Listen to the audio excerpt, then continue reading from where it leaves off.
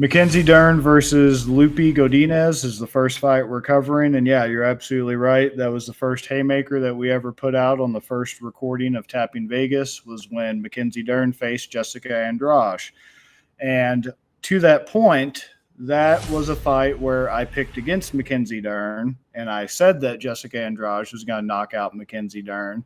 And that's why I was so shocked that we were able to get an Andrade KO TKO at plus 650, I believe it closed at when we got it. Because this goes along with the Godinez fight analysis. We know what Mackenzie Dern is by this point. We know that Mackenzie Dern is a bad striker who is technically unsound when it comes to striking, does not have power in her strikes, is not precise with her strikes. Offensively, her striking is lacking. Defensively, her striking defense is lacking. But she has world-class jiu-jitsu, and when she has the opportunity to clinch or use that jiu-jitsu, she most oftentimes secures a win, whether that's through a decision or whether that's through a submission. So Mackenzie Dern is pretty much a known commodity at this point. She's not going to come out this deep into her UFC career and surprise us. She's talked about improving her striking and all that at this point. She certainly has the potential. She's only 31. She doesn't have a lot of miles, but until proven otherwise, it's very hard to teach mixed martial artists new tricks. You have to ask yourself two questions. Do they have the willingness to learn something new? Are they coachable to learn something new? Do they have the capability to learn something new? And I don't think that's the case with Mackenzie Dern. I think she's going to be what she is at this point. How that ties into the Godinez fight.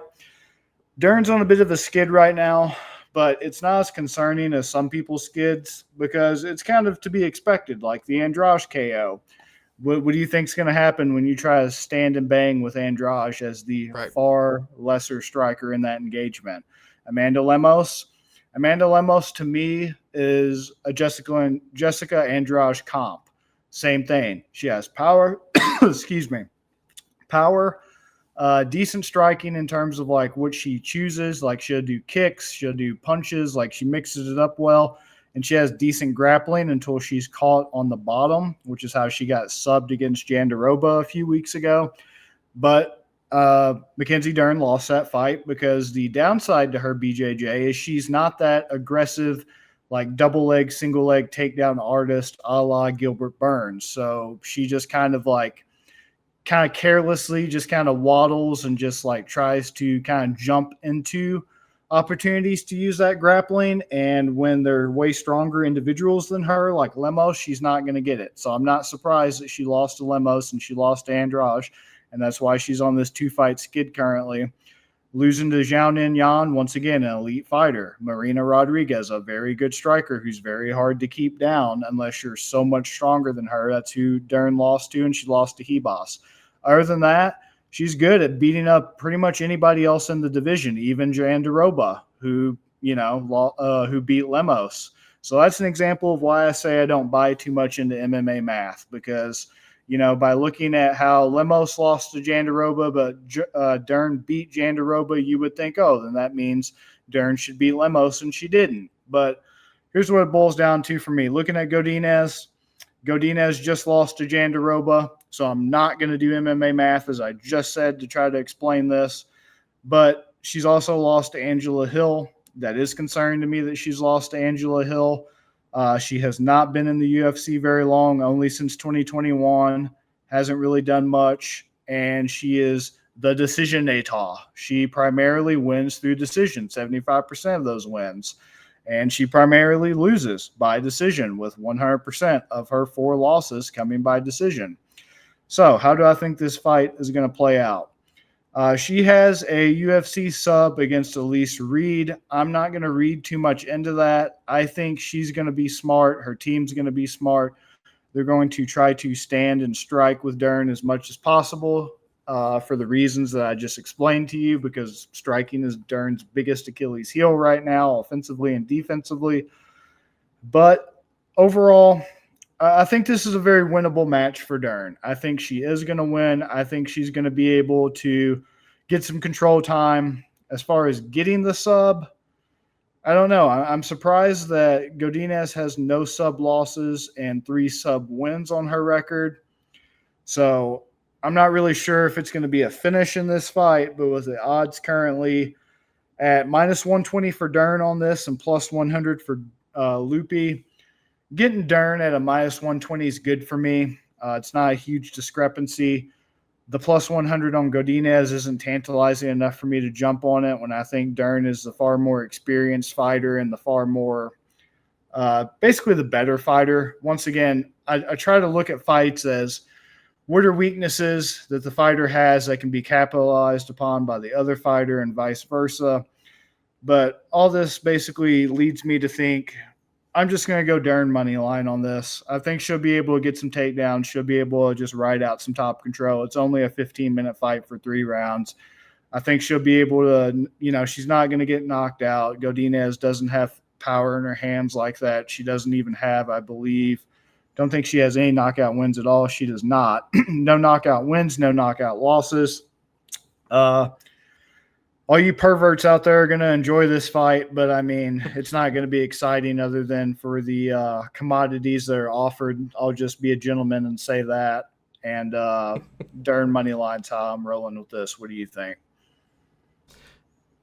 I had to look up Bobby because of what happened last week to make sure she wasn't in the Fight Nerds Club. Turns out she's Mexican, so I didn't need to do that. But there you go.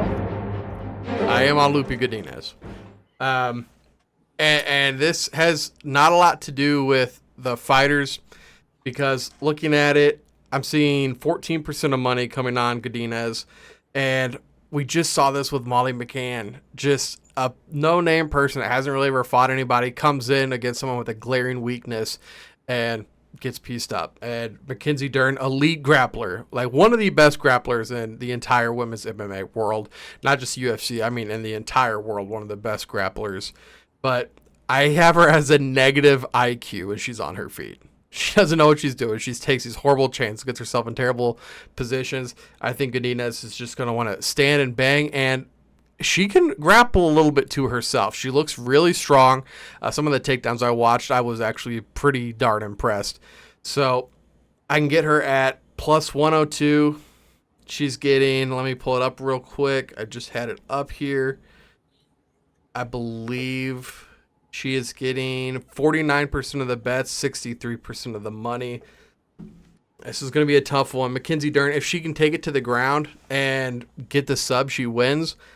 I think Godinez can get the knockout. I think she can get the decision as well. It just really worries me about Dern. She's just so one-dimensional, where if she can't get the takedown, she's just going to get pieced up, kind of like we just saw what happened with Molly.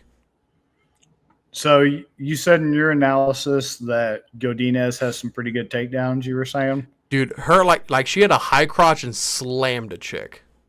Okay. Like Leon Edwards, like Bilal did to Leon, slammed him on his head, like picked him up and just like took him down. Which once again, like grappling with Dern, but Dern isn't like a big takedown person. Dern is more the BJJ style where what is it, crawl on top of me and meet your doom style. Right.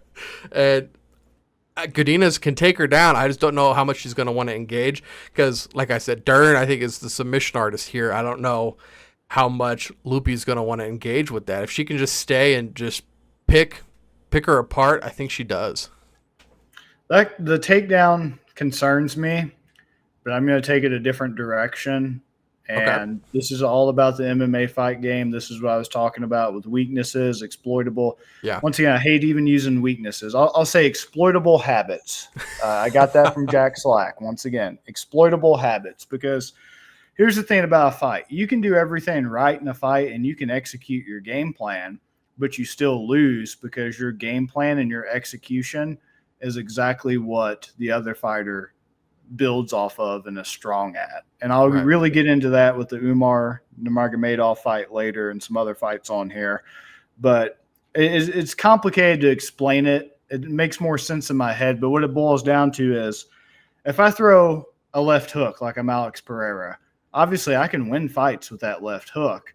But by throwing that left hook and how the mechanics of that punch is thrown, and that results in, obviously my left hand not covering my face, I could be countered over the top with something that just as much as I get the knockout with that leads me to being knocked out.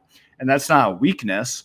That is just a habit, and that is an exploitable habit because Alex Pereira is going to throw the left hook. So what I'm getting at with this fight is if Godinez does get the takedown, and it makes 100% sense what you're saying with she'll just beat the hell out of Mackenzie Dern and won't have an answer. Mm-hmm. So I could easily say it playing out either way, but I think if she gets the takedown, she's going to be overzealous, and Mackenzie's good off of her back because that's exactly what she wants is that crawl atop me and meet your doom. And that actually gives her more avenues to victory if she does execute that takedown, because she'll be like, all right, I'm just going to throw up a sub off my back because I'm actually active off my back, or I can sweep you and then I can get top position or whatever the case may be type thing.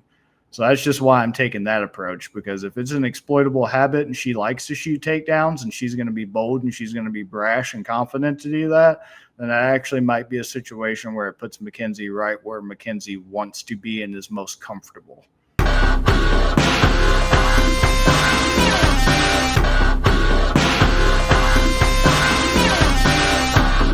You better start listening to the Better in Green podcast.